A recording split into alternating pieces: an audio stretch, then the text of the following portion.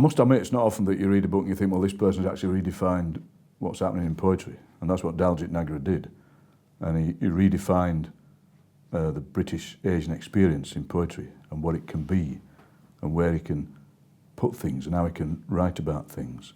That he looked at white English people in the same way that some white English people look at people who aren't white. And he played with us, and he made us laugh, and he tickled us, but also he made us think really hard about who we were and how we were relating to these people. So his poem, The Man Who Would Be English. Just for kicks, I was well in with the English race.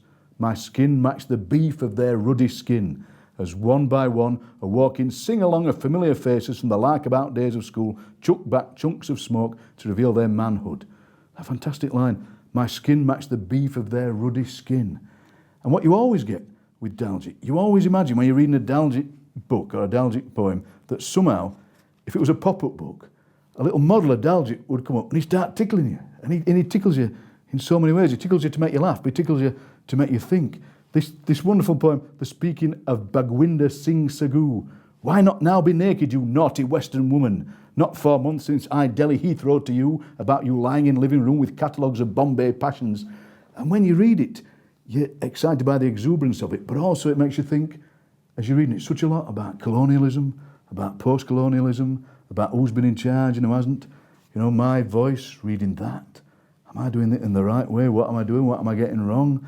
And he makes you ask so many questions about language when you read the books.